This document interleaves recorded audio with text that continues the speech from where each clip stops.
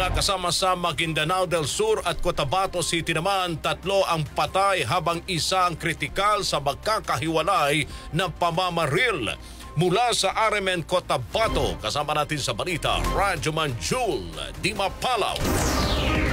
3 ang patay habang isa ang kritikal sa magkakahiwalay na pamamaril sa Maguindanao del Sur at Cotabato City sa loob ng isang araw lamang. Unang binaril patay alas 8 ng umaga sa Poblasyon Buluan sa Maguindanao del Sur ang 43 anyos na lalaking si Abudin Tats Malabang habang minamaneho nito ang kulay puting multicab kasama ang kanyang pamilya at patungo sana sa isang pagtitipon sa Barangay Migkunding, General Salipada, Cape Pindatun sa nasabing lalawigan. Pagsapit naman ng alas 10:30, pinagbabaril habang kumakain sa tapat ng Zapacan Elementary School sa Radyaboyan, Maguindanao del Sur ang DepEd District Supervisor na si Alamansa Ambiton nasa ustong gulang. Nilapitan siya ng riding in tandem suspect at walang kahabog-abog na pinagbabaril. Patuloy na nagpapagaling sa ospital ang biktima matapos magtamo ng tama ng bala sa likod at binti mula sa di patukoy na uri ng baril. Pasado alas 5 ng hapon, dead on the spot naman ng banata ng di pa natutukoy na salarin ang motoristang si Tato Daud nasa ustong gulang, residente ng Dato Paglas sa kaparehong lalawigan. Pinara noon ng suspect ang biktima sa sitio Bulig sa Barangay Daladagan, Mangudadato sa Maguindanao del Sur sa kabinaril ng maraming beses. Sa Mother Barangay Rosary Heights naman sa Cotabato City, pasado alas 8 ng gabi habang nagpapahinga ang mga residente, kumatok muna sa tahanan ng biktimang si Rosana Lipules Ali ang salarin at nang buksan niya ito ay dito na siya binaril sa ulo. Patay on the spot ang babaeng biktima. Patuloy ngayon na iniimbestigahan ng kapulisan ang magkakahiwalay na panibagong kaso ng pamamaril. Kasama mo sa DXMY 90.9 RMN Cotabato, Radyo Manjul Di Mapalaw, Tatak RMN.